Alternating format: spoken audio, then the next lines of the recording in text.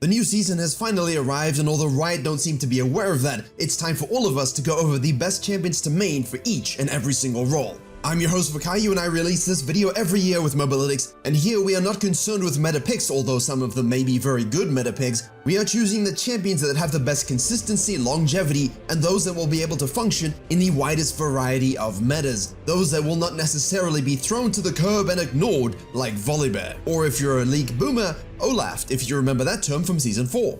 And of course, they must work and function at every single rank for every single role. So what makes a champion main-worthy? In the first case, and obviously defining it is important, we'll timestamp everything for you so you can jump around and revisit it, but there are various reasons why you'd want to main a specific champion for the whole season. Of course, I already mentioned the meta resistance, whereby they won't be nerfed and sort of forgotten, and at the same time, when you are learning a champion, having it be in that situation just isn't very fulfilling, it's not fun, and when you want to have champion enjoyment and fulfillment, then obviously picking a champion that's going to be good throughout the season and in future seasons rewards the time you put in to actually learn them. At the same time, you want champions that have a lot of skill expression when they're mastered, that have maybe a low skill floor if you're lower elo, high skill floor if you're higher elo, but they all have a high skill ceiling. You want to be able to see the fruition of the work you put in after 10, 50, 100, 1000 games. And for context, that skill ceiling might not always be the sexiest, and we'll start off with a jungle, my personal content creation role, and we will start off with Kindred, because Kindred is not only supremely good in the meta and has been supremely good in the meta for some time, they are the ultimate aggressive macro jungler. We could put Nidalee here as well, but at the same time, Nidalee is only really good in Master Plus. Kindred can be used a lot lower than that, and is all about a hyper-aggressive jungling snowballing playstyle, securing marks while in jungle flow, not compromising your jungling for the marks, but likewise being able to get them. Being able to scale is a good thing, but a Kindred who's behind is not really always having the most fun, so the onus on this champion is to have aggressive game plans that really just destroy the enemy jungler and allow them the most accessibility into lanes, whereby you destroy them, get yourself fed, and then you control the flow of objectives, map tempo, taking the towers, pushing it out. It really is a jungler's champion. But the kit itself is not particularly difficult to learn. The kit itself has a lot of point and click, but at the same time has a lot of nuance and mechanical outplay potential. Those that have 100 to 1000 games in Kindred look vastly different as they increase those games up. It also takes quite a few games to learn them. But when you fuse that with good jungling and you kind of get better at jungling, you also get better at Kindred. And that's just something that rewards both those things together, which is why they're probably gonna be great for all time. Obviously, the ultimate is fantastic, the dynamic gameplay from the simplistic kit with knowledge of damage output and damage absorption and positioning using the QW combo. Basically fantastic throughout all points in the game, early, mid, late, behind, you can always come back in. If you're ahead, you can always just win. And ultimately, because you can always outplay the enemy champion, doesn't matter who you're playing against, you can always have outplayability. That's something that's important when you want to main a champion. But at the same time, if your ADC carry sucks, which let's face it,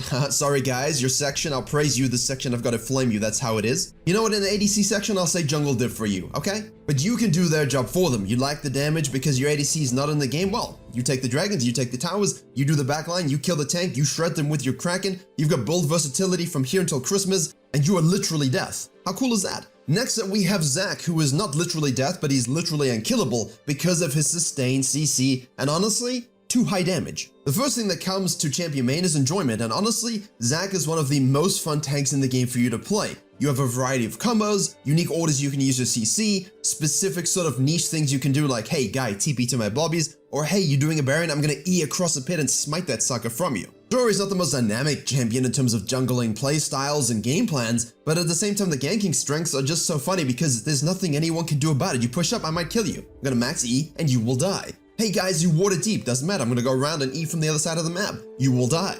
Effectively, it feels like he's got a semi-global kit, and then obviously when you get into the lane, you've got your Q, you put people together, you're just such a social creature. Hey guys, you look too far apart, why don't you kiss and hug and let's get on and have a good time together? Obviously, you know, you're having the better time, but they don't really know that until they're dead.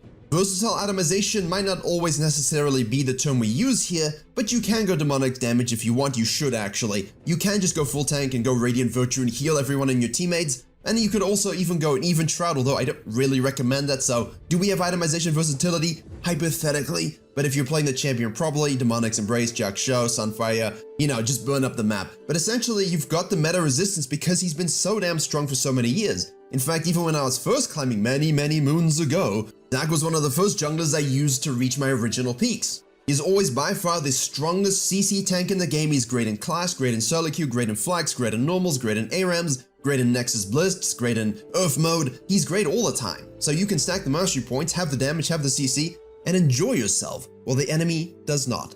Next up we have Echo, and you know what? Sometimes he goes through these periods where he's not played very much, and then sometimes he goes through periods like now where he is played a lot. Sometimes I would like to take responsibility for that because when he's really strong and no one plays him, I kind of put him in the best junglers tier list that I have. I put him in my videos and say, guys, this is the best jungler to snowball. It's AP, so you can have your Subis and Yones and whatever else cringe AD in the mid lane, and you're able to do damage. But he always has his place because now he can 6 camp. Season 13 made him able to 6 camp viably, so you can have level 4 as a snowballing assassin, and basically what that allows you to do is clear wherever you want, in whatever direction you want, gank the lanes, hit those beautiful W 2.25 second parallel convergence stuns on those counter ganks when the enemy jungler is trying to get ahead of you. The one thing that makes Echo beautiful to main is that he will always have the ability to clear at least sufficiently. His counter ganks are legendary, and he will snowball. Doesn't matter when, he will always reach it. And because of his ultimate, that safety button, and the need to have a lot of CC to burst him out before he presses it, as long as your positioning is good and you know how to flank, you've got to talk about the skill ceiling that Echo has in terms of actually using the combos in conjunction with all of his other abilities. You can basically make it so that you never CC it and burst it out. You can hit your Flash W combos. You've got the Rockabouts Flash W combos. You've also got the Rockabouts Flash E combos. You've also got an R that triggers the W. You've also got beautiful ultimate fadeaway Q2s. Remember, you chuck the Q1 out, it will do damage on the way back as well. So you've got a lot of flamboyance in your combos in the order in which you can use those abilities, which basically, again, like Kindred, makes you have the best outplay ability, which is great when you want to have a mechanical skill ceiling, with a champion that can clear, dominate, scale, secure objectives, and be super safe. And again, you can take him mid lane. How about that? Or if you're Korean, you can take him support. Don't do that.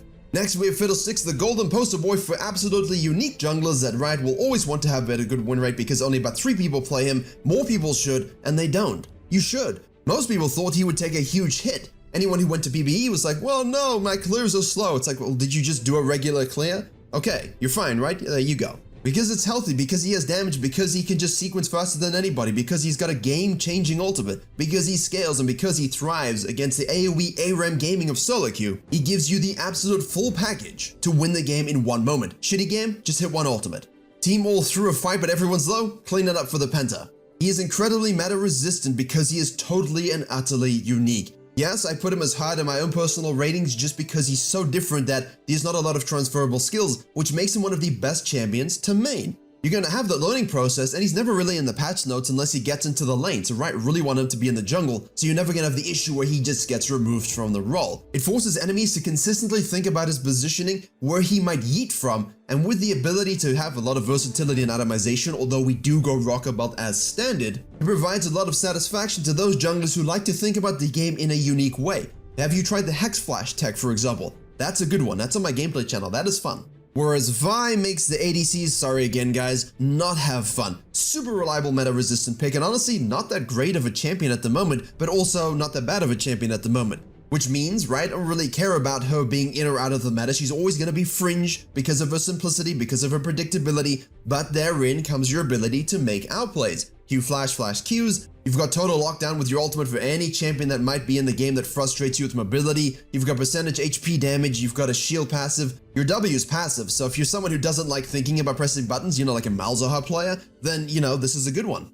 Really easy to pick up. Mastering her is knowing how to teamfight, position, target swap, dive, protect, shut down, and of course, ensure you know how to peel something like a Rengar or Kha'Zix, timing your Qs accordingly. So there is a lot of not so much mechanical ceiling, but knowing when to use abilities against what champions. And also, when you're simple and everyone can know what you're gonna do, you have to be able to outplay them by knowing that before them, you understand? I'm gonna Q, I know you're gonna Q. I know you know I'm gonna Q. Oh, I know you know that you know I'm gonna Q. Okay, well then I'm gonna Q you. Okay, you follow? The benefit here is that you can also go tanky, fightery, or more assassin-y. You wanna be hyper carry, you wanna go serrated Dirk for damage spike into Trinity Force, you like Divine Sundra, you like Ravenous Hydro Tech, you like just being a beefy person with Divine Sundra. All of these things work for you in solo queue, flux queue, and whatever queue you like. Great, press R, GG, well played. Now for AD carry, when you're not having a jungle difference moment and you can actually play the game, see I told you I'd say it.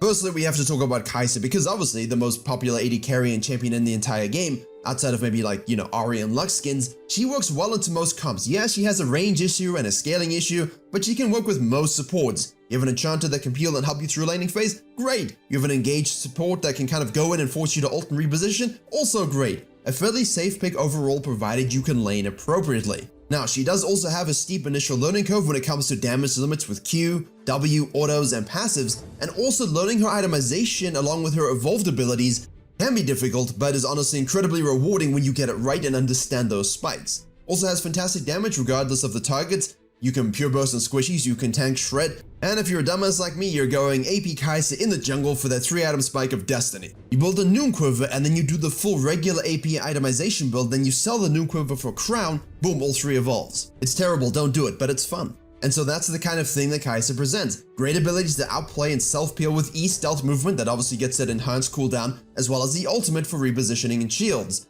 Getting the hang of her kit, knowing the limits of how much you can tank and how to position, is the key to performing consistently well on this champion, but she will always be good, even when the win rates say otherwise.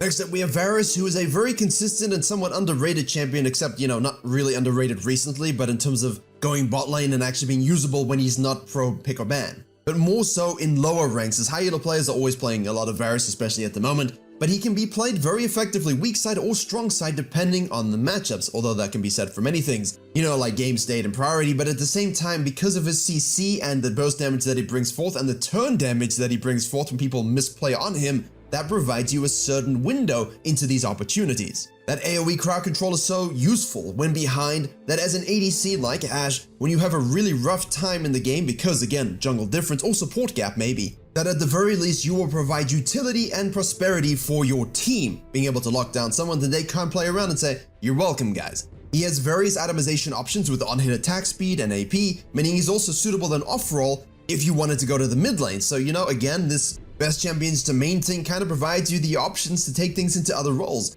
Oh, and of course he's great and fantastic at shredding targets with tons of health, making him brilliant at bursting through big tanky enemies, who are fighters but feel tanky because they're building tank itemization. Can we stop allowing this place riot? Next, we have Draven. And when you're not egotistically cutting up an entire steak with nothing but your bare hands, you have the ultimate one-trick AD carry here, notorious for being extremely difficult, but equally rewarding. Snowballs harder than almost any other champion in the game, or ADC in the game. He's up there definitely.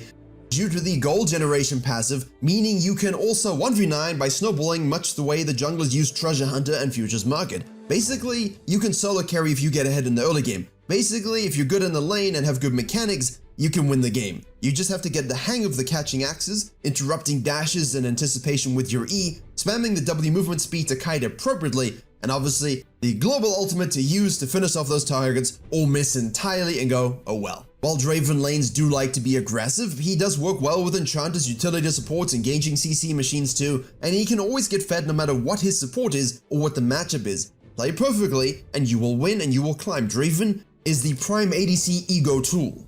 Next up we have Jhin, the champion who probably had the best champion release teaser ever made. He is one of the most meta-resistant champions, having been more than viable ever since his release, and only really struggles against full tank compositions or champions like Ornn, who have hard engage that can interrupt his existence. He has always been a champion that is useful throughout games, to the point that we're seeing him in support now, but that is a little bit trolly. Please don't do that, you're gonna be useless. Because of his root, because of the slows that he has on his ultimate and the range of it, because he has vision control sort of with his traps. So he has limited DPS compared to say other auto attack based marksmen, but the movement speed, the passive damage, the fourth shot, he will still hit hard. Not as fast, but he will hit hard. And while his weaknesses might not be so obvious because they're not that glaring, he's a solid lane bully when he has the right support, and he scales fairly well as well. By that I mean he scales like a monster.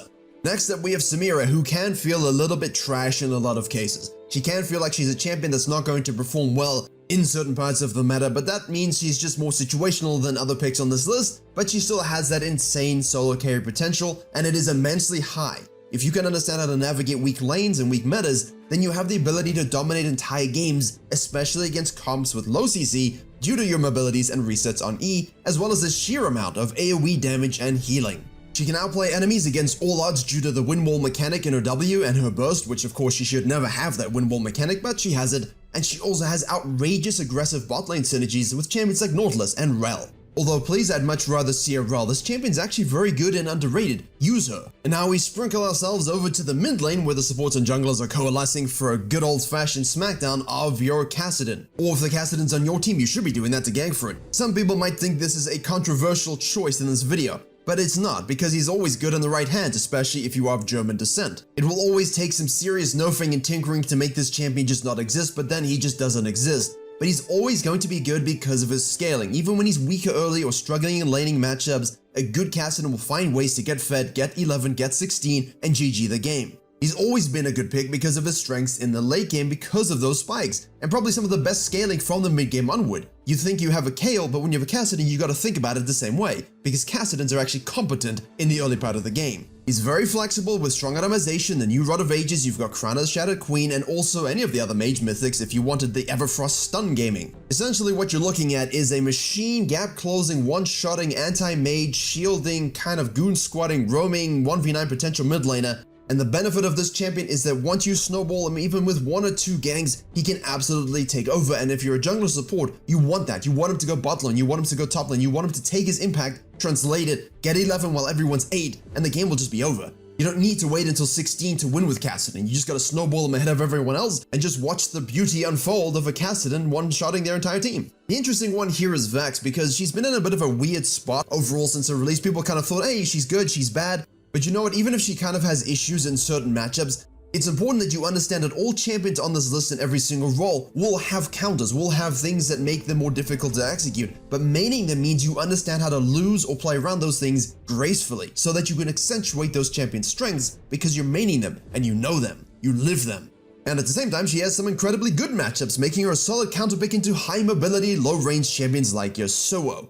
Packs tons of crowd control, which is very easy to apply with her W, and this alone can win lanes and teamfights. It also so happens to have an amazing roaming capability with her ultimate, and the resets can help her clean up and snowball easily. She is pretty easy to pick up and learn, does take some practice to play optimally, but most players can get the hang of her very quickly, handle the lane appropriately, handle the map appropriately, and then dive bomb the suckers you want to kill. I can't believe it's 2023 and we're still putting a Nivea on these lists, because you know what? She's one of the most consistent and meta-resistant mid laners ever. Now, if you don't mind playing her because you don't fall asleep when playing her, then you'll be absolutely fine because she's always been in a solid spot for carry potential. Amazing wave clear, control, and disruption in teamfights. Use your wall, use your AoE huge damage output. Playing in a chokehold? Okay, Nivea's gonna go gaming. Also brings great burst damage with that E and fantastic setup. So it's perfect for your roaming supports and jungles to say, come on over, let's get a free kill while I'm sitting on tower just wave clearing and making it boring for the enemy mid laner. However, she can play aggressively and shut down melee lanes easily if you get good at her. But you can also play very safe and scale and farm into the late game. It's your choice, although as always, if you can snowball, please do so. The biggest thing to learn is understanding how to utilize her wall correctly, which is a large part of her skill ceiling and why it's so high, and also of course understanding which item break-even points bring forth the damage of the gods. Next up we have Talon. He has been flying under the radar, sort of intentionally on that pun, for a while. He is a very healthy performance rated mid lane while not being permabanned or nerfed because he is still kinda used in the jungle. But at the same time, they took away his clear speed in the jungle, so we go back to kinda trying to shove mid as best we can. We have of course the Tiamat technology, and then of course roaming to affect enemy jungle and side lanes. Now he's one of the hardest champions to punish in the game due to this crazy mobility, and obviously the stealth when he has his ultimate. The E power core means he can just roam around the map like crazy and snowball the whole game and stomp by himself, a true 1v9 carry champion. Now he does have some funky damage combos you can learn, which of course means you need to learn his damage limits, especially alongside the passive bleed damage, the over time burst that he has, as well as a slow on that W. All in all, it's of course about navigating the lane appropriately, knowing that you can use your damage across the map, and understanding at what break-even points your damage is going to do enough to take you over the edge. Finally, for mid we have Akshan, and of course you can take him top lane, but very similar to Talon, has huge impact on the games, on the map. Easily a 1v9 champion, and of course like Talon, not going to be really focused in terms of bans and picks unless of course they go over the edge in terms of stats, but at the same time they kind of fit that sort of, smurf 1v9 carry champion that isn't really the focus of your high elos or your pro plays, and just kind of flies under the radar in solo queue as something that just 1v9s. He offers mobility, again like Talon. He offers stealth, again like Talon, and these things alone make him difficult to predict and play against. The E resets make him a cleanup god in teamfights, and when he does clean up, he has the potential to revive his whole team, a balanced and enjoyable mechanic to face. There's not many players that don't enjoy having an Akshan on their team, as long as it's not the first time, of course, because he's difficult, you have to learn how to play it, and obviously there's nothing worse than having an Akshan mid against you as a jungler. He's absolutely insane kill potential in the early laning phase. He can stomp low range lanes and shut them out of the game very easily. He's got a shield, he can go top lane. Basically, you just have to know how to play Akshan in lane, abuse your advantages, and then affect the map. Most mid laners and top laners will not know how to face you and deal with you. Most won't see enough Akshans to really truly understand his output, and most will put themselves in a position that you can take advantage of them. For support, there's one eternal enchantress that always seems to be in the meta, and that's Nami, because she's such a versatile support pick. She works with an abundance of lane partners and is a solid safe pick against most matchups. She has notable super strong lane pairings with champions like Lucian, but makes any champion bursty with her E. In fact, she's just bursty. She has everything you need for a support: sustain, CC, movement speed buffs, poke. She's got a huge AoE ultimate that she can use as a disengage or an engage. Her bubble and ultimate take a lot of practice to use consistently well, so obviously more time spent equals more bubbles hit, which means more all-ins, which means more chain CC, you're getting the picture. The champion can certainly feel unfun to play against when the Nami player has put in the time, mains her, and knows exactly what to do and when. Obviously, Blitzcrank is the meta support god. He has a Victoria skin. He is something that cheeses all the time. Late invades, early invades, stealing buffs. You know, whether he's one-shotting carries on repeat in the laning phase with his hook and combo, you know, the knock-up and the silence, or just landing one amazing hook to carry your team through a terrible game, one crucial target just gets yeeted in, silenced, and destroyed. This is what Blitzcrank does. In addition, you don't just have hooks. You have a lot of other qualities to offer. His AoE silence on his ultimate can be awesome, plus the fact that it instantly saps down shields. That's nice. This means he's a solid counter to heavy shield comps and champions. His E can interrupt dashes, which in certain matchups is insanely useful, and there are a lot of things you can learn about laning with this champion in terms of looking for windows, gaps in the minion waves, all-ins, kiting back, letting the wave behave in a way that allows you to set up a perfect game for your jungler, and obviously gives you the instant aggressive edge for your team to open up roam opportunities, in addition to those aforementioned level 1 invades and catches. If you get good at Blitzcrank and land those hooks reliably, you can farm on a level 5, as everyone will love having you on their team, much like the Nami actually. Next up we have Virkayu, and even though he's not always in the best OP spot where people are like, yes, pick Virkayu, he can always be great for a team in solo queue. And actually he's in a fantastic spot going to the new season. He was buffed not so long ago and people are sleeping on how good he can actually be. Mobility, shields, repositioning, dancing ultimates. He has the highest mobility for any true support champion in the game. And with this comes fantastic peel, disengage, and of course engage and ganking setup. It's all dependent on how you use the spells, when you use the spells, and of course timing appropriate sustain and shielding. Good Virkayu players are very hard to play against. I can attest to this as I play a lot of support as well. And they can dive into your whole team, CC everyone, and then slip back out again before you can even hit them. Frustrating to deal with, and when a good Virkayu pops off, again, a lot of honors and easy 1v9 carries, even though no one will notice. They'll think it's them, but it's really you. And to think you can do that while being stylish and flamboyant. Next up we have Renata Glask, really uniquely designed and absolutely disgusting into low range comps. A recent support who's also in a very good spot, but also can be absolutely disgusting in the right hands. In fact, she's been SN8 tier for quite a lot since she was released, and as people learn to use her kit appropriately. The utility she provides comes in the form of simple CC in her Q, but it also has that, of course, AoE teamfighting ultimate, which, you know, makes everyone kill each other on the enemy team. And then she's got shields and slows and obviously the W potential revival, which of course you need to use appropriately, but at the same time kind of broken when you do. Another support that just generally works so well with a variety of champions in bot lane, and when you want to play support and carry from the background, carry without anybody realizing it, you want something that can just amplify your team the whole time and scale late game into those team fights, understand who the win condition is. But if you pair yourself with an aggressive diving ADC like a Draven or Samira, you can really push the limits and snowball even in the laning phase 2v2 and 2v3 very quickly. And of course with that lead now, that late game becomes the mid game and you can just close out with obviously the utility in the kit. Just remember, a crucial hook, a crucial W, a clutch ultimate can turn even the worst games into winning games when you're playing this champion. Keep your head up, know who you have to play around, and look for your cooldowns to be used appropriately relevant to the enemy's damage. And obviously, you know, make the pick, make the win. And on making picks, we already have the Blitzcrank. Let's throw in Thresh. Thresh, of course, just got buffed because he was struggling, but he is the original overloaded support kit. He set a new standard back in those days with what design could bring in the role, and yet he still provides all of that now, and he still has a ton of things to learn, and you can really become a dominant support player when you one-trick this champion and know everything about him. Obviously hitting those hooks is absolutely beautiful, tugging yourself towards them, knowing all the combinations of your flays and flay flashes. And then of course you've got the lantern, which is what really frustrates people because you can decide fights, ganks, skirmishes, and anything if you know who to shield properly, or bring in your jungler for the gank, or how to save your ADC from themselves. Thresh definitely takes more practice than other supports, not because necessarily of his high difficulty, although he does have that, but because of how well you have to play to make him that much more impactful than his opposition. Sometimes he just isn't in a good state, but a beautiful Thresh play will be able to maximize and make him look broken.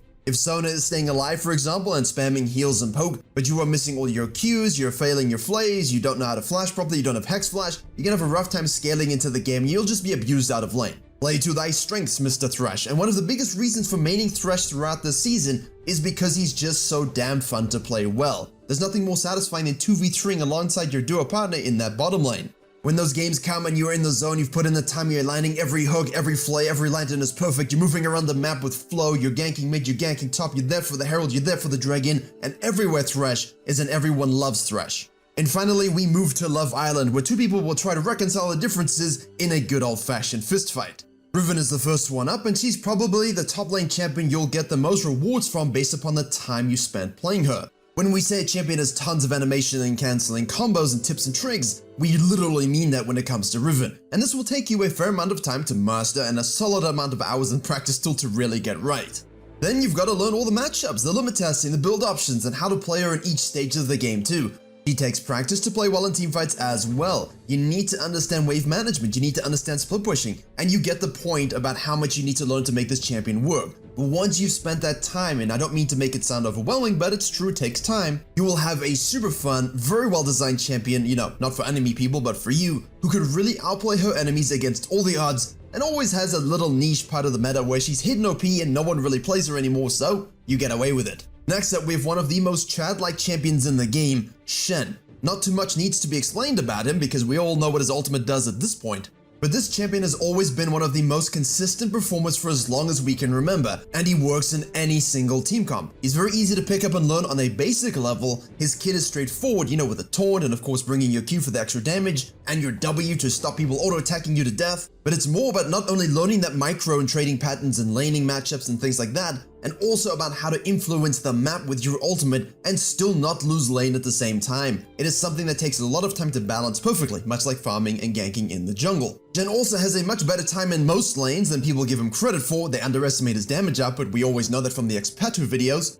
He's a fantastic split pusher and duelist himself, despite only really being known for his global contributions. So learning limits and matchups, learning damage trading patterns, and learning how to play macro will basically make you the best top laner in the game. And loved by ADCs mispositioning everywhere. And you know, despite balances going in and out and sometimes a champion being good or bad, if you want to play Darius in any single rank, you can do so. And he's had a fantastic time ever since the durability patch halfway through last season.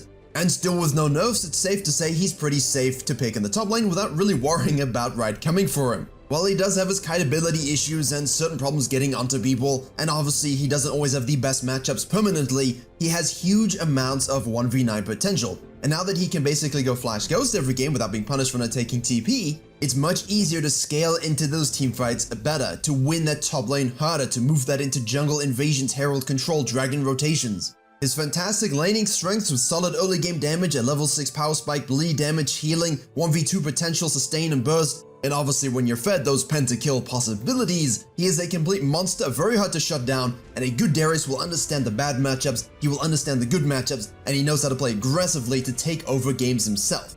Next up is Ornn, and as you all know, one of my favorite champions and one I play in the jungle instead because again, I'm crazy. He's one of the most fun tanks to play in the game with a huge skill ceiling, long range engage, a lot of CC, a lot of damage, a lot of resistances, and he upgrades his team so that even when they're behind, you know, they're not really behind. And if you can win fights when you're behind with that kind of comp and you start upgrading people as Ornn, basically GG every game. Additionally, he has some funky combos where you can get like 3-4 knockups in a row, especially when you have other teammates who can also knock up, then you can kind of do more even. Especially when you're hitting that Q1, pulling R1, Eing them, and then Ring them again, and then of course you've got brittle procs on the W, and of course the auto attacks after the ultimate. A lot of fun things you can do.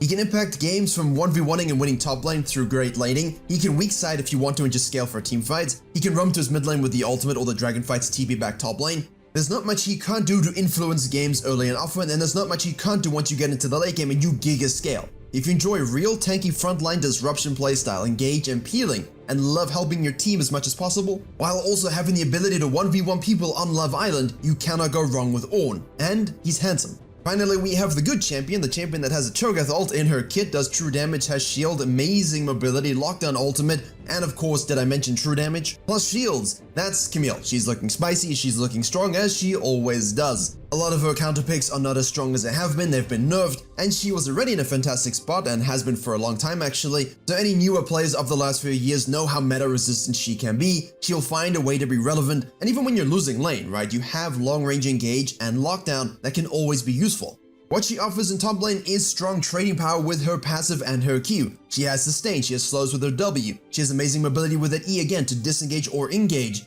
and she doesn't even really need to take flash anymore, she can take ignite. This means that as soon as you reach those break-even points once you learn the damage output, whoever's fed on the enemy team, you can usually lock them down, ignite them, and kill them by yourself. On top of this, there are loads of cool things she can do in her kit with regards to angles and combos, especially with that E, so that skill ceiling and skill expression really rewards those who put in that time, and that's obviously something we've been driving home with this video. Plenty of combos and tips and tricks that you can master to get a step above the rest, even in counter matchups. If you're in Diamond and Platinum and Gold and you master Camille, you can win every lane and every game through your own skill issue. Camille truly is a champion that will only get more rewarding the more you play her, much like a lot of the top laners, and she's been really super strong in high elo ever since her release and mostly hated by other top laners and basically everyone in the game.